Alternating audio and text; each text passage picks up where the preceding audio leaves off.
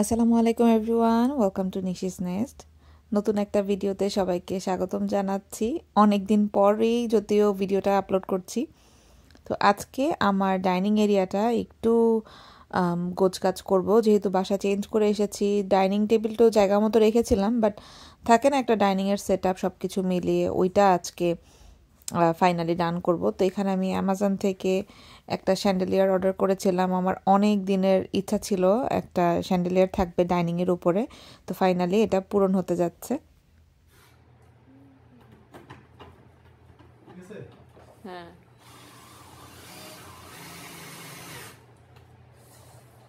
আলহামদুলিল্লাহ আমার মনের মতো একটা শ্যান্ডেলিয়ার ওর বাবা খুঁজে দিয়েছে। আমি অনেকদিন থেকে খুঁজছিলাম কোনটা দিব না দিব, আর ও পরে এটা সাজেস্ট করলো যে এটা দেখতে পারো, আমার বাসার থিমের সাথে যাবে। সো আমারও খুবই পছন্দ হয়েছে।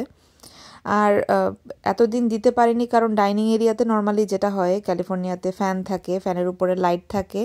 সো ওই জায়গায় চাইলেও শ্যান্ডেলিয়ার দেওয়া যায় না। বাট এবার যেহেতু আমি একটু কাস্টম করেছি, লাইক ডাইনিং এরিয়াটাকে অফিস এরিয়া হিসেবে ইউজ করেছি, আর এক পাশে দুইটা লিভিং আর ডাইনিং করছি। সো এই জন্য একটু মন মতো সাজাতে পারছি আর কি, আলহামদুলিল্লাহ।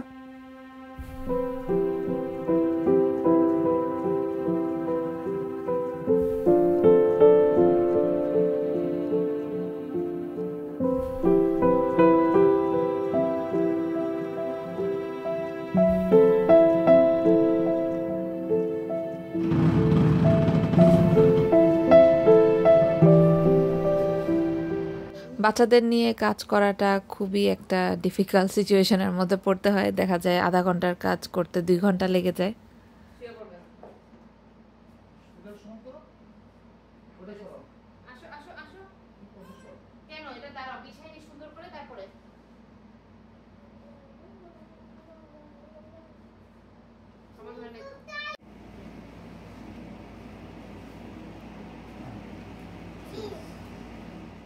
যেহেতু এটা আমাদের রেন্টাল বাসা, উপরে ইলেকট্রিক ওয়্যার ওরকম করে নেওয়ার কোনো ওয়ে নেই, বা আমরাও করছি না।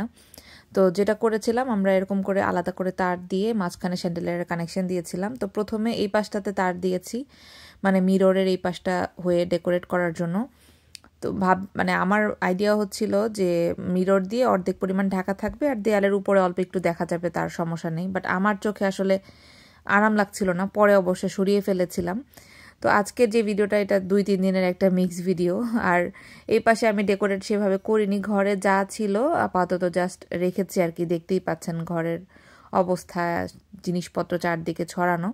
তো এই হচ্ছে নর্মাল আপাতত সেট আপ করছি আর কি, যেমনটা আছে যা ঘরে তা দিয়েই আলহামদুলিল্লাহ হয়ে যাবে।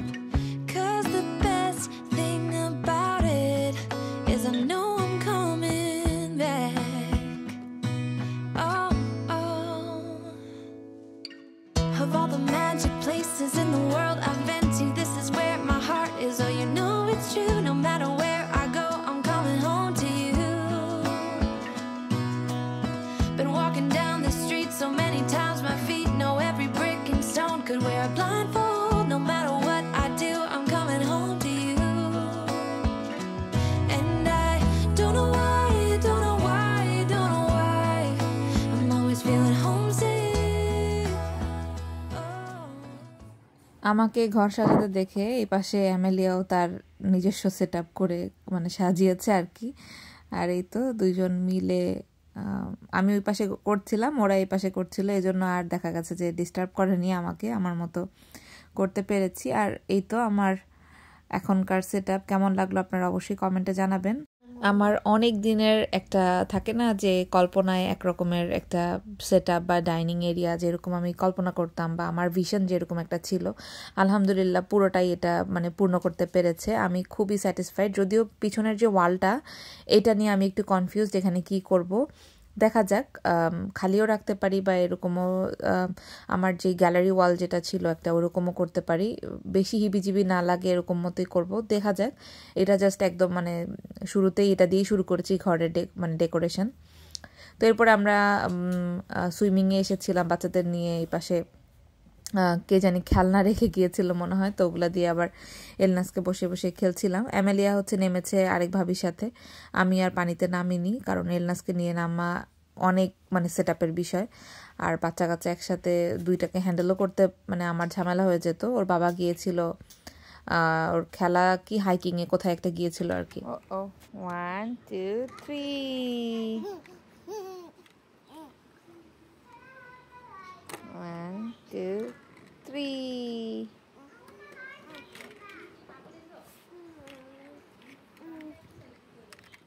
রাতে রান্না করতে এসেছি, যেটা বললাম ওর বাবা বাসায় ছিল না, হঠাৎ বলল যে বাসায় এসে খাবে। আমি ভেবেছিলাম যে রাত 11:30 বাজবে আসতে, ও হয়তো বাইরে ওরা ডিনার করে আসবে এরকম কিছু। পরে বলল যে না, বাইরে আর খাবো না, বাসায় এসে খাবো।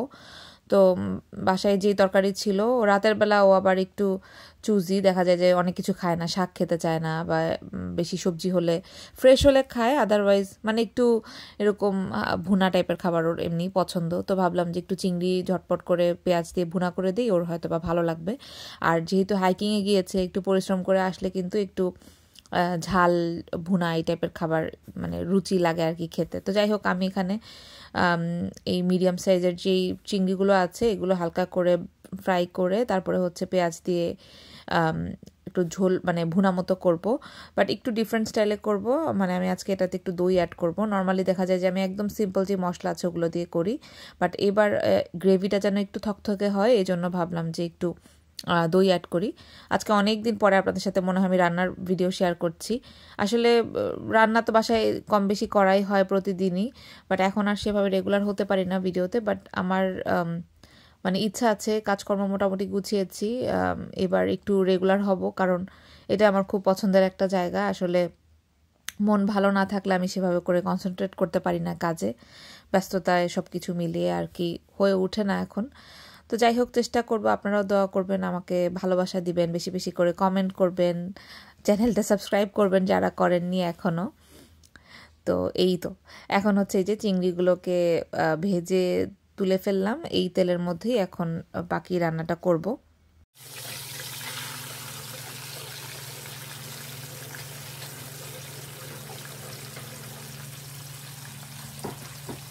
চিংড়ি ভাজার পরে তেলের মধ্যে এত সুন্দর একটা স্মেল করে, ওই পেঁয়াজটা দেওয়ার সাথে সাথে সব মশলা মিশে মানে অন্যরকম একটা মানে সুস্বাদু একটা স্মেল, মনে হয় যে এখনই খেয়ে ফেলতে পারবো। আর চিংড়ি তো আসলে হালকা করে একটু ভাজলেই হয়, জাস্ট 2 মিনিটের মতো এপিট ওপিট করে কালারটা একটু লালচে হয়ে গেলে উঠিয়ে ফেলতে হবে। বেশি ভাজলে আবার চিংড়ি শক্ত হয়ে যায়, তখন একদম রাবারের মতো টেক্সচার হয়ে যায়, খেতেও স্বাদ লাগে না, রান্না করেও ভিতরে মশলা ঢুকে না। সো হালকা করে একটু ভেজে নিলেই এনাফ। আর আপনারা চাইলে মশলা কষিয়ে পরেও অ্যাড করতে পারেন, এটা কিন্তু কোনো ব্যাপারই না, কারণ চিংড়ি খুব ইজিলি হয়ে যায়। জাস্ট আমি একটু হালকা করে কালারটার জন্য চাচ্ছিলাম। তো এখানে আমি একটু দই নিয়েছি, এখানে এই যে 1.5 চামচের মতো হবে দই, যেহেতু চিংড়ি মাছের পরিমাণ খুবই কম, এজন্য দইও কম নিয়েছি। আর এটার মধ্যে আমি অ্যাড করে দিচ্ছি আমার ঘরে বানানো গরম মশলা। গরম মশলা আসলে পরে দিলেও হয়, কোনো ব্যাপার না, বাট আমি হচ্ছে একসাথে মিশিয়ে দিচ্ছি যাতে ঝোলে যখন দিব এটা একসাথে করে সুন্দর করে কষে ফ্লেভারটা ছড়াবে এরকম। অথবা নামানোর আগেও কিন্তু আপনারা দিতে পারেন, এটা কোনো ব্যাপার না। দই একটু ফেটিয়ে যেহেতু দিচ্ছি, সাথে গরম মশলাটাও আর কি অ্যাড করে দিলাম। তো এখানে যে পেঁয়াজটা যখন এই যেরকম ট্রান্সলুসেন্ট কালার চলে আসবে, তখন আমি এটার মধ্যে বাকি মশলা যেগুলো আছে সেগুলো অ্যাড করব। প্রথমে তো লবণ দিব, তারপরে হচ্ছে একে একে বাকি মশলাগুলো। তো একে একে আমি হলুদের গুঁড়ো, মরিচের গুঁড়ো, ধনে, জিরে সব কিছু অল্প অল্প করে দিচ্ছি। যেহেতু মাছের পরিমাণ কম, চোখের আন্দাজে অল্প অল্প করেই দিচ্ছি, বাট আজকে একটু মানে ঝাল ঝাল মানে কালারটা বেশি যাতে আসে, এই জন্য আমি একটু কাশ্মীরি মরিচের গুঁড়া ইউজ করেছি, এতে ঝাল কম হবে বাট কালারটা একটু লালচে লালচে আসবে আর কি। তো সব কিছু একসাথে করে আমি সুন্দর করে পেঁয়াজের সাথে নেড়ে চেড়ে পানি অ্যাড করে দিব, এতে করে মশলাটাও পুড়বে না, সুন্দর করে কষে তেলটা উপরে ভেসে উঠবে।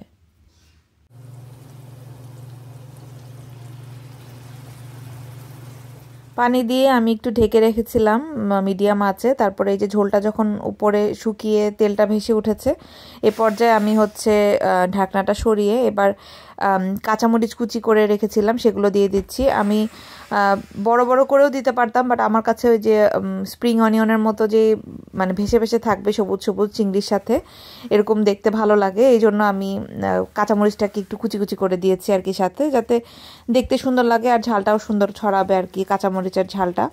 তো এবার আমি এটার মধ্যে দইটা যে ফেটিয়ে রেখেছিলাম মশলাসহ সেই দইটা দিয়ে দিব। দইটা আমার আরেকটু ফাটানো মানে উচিত ছিল, করা লিকুইডের মতো করা, বাট তখন তাড়াহুড়া করে অল্প করে নেড়েছি আর অত ভালো হয়নি। বাট আরেকটু ভালো করে ফেটিয়ে নিলে দেখা যায় দেওয়ার সাথে সাথে একদম ক্রিমের মতো ছড়িয়ে কালারটা খুবই সুন্দর চলে আসে। তো এই তো নেড়ে চেড়ে আমি এটার মধ্যে একটু পানি, যেই দইয়ের বাটিটাতে সেটা ধুয়ে পানিটা অ্যাড করে দিয়েছি। এবার একটু ঢাকনা দিয়ে রাখবো, তারপরে হচ্ছে চিংড়িটা অ্যাড করব। যেহেতু আমার চিংড়িটা আগেই ভাজা আছে, এটা তো আর আসলে কষে বা আলাদা করে কুক হওয়ার কিছু নেই।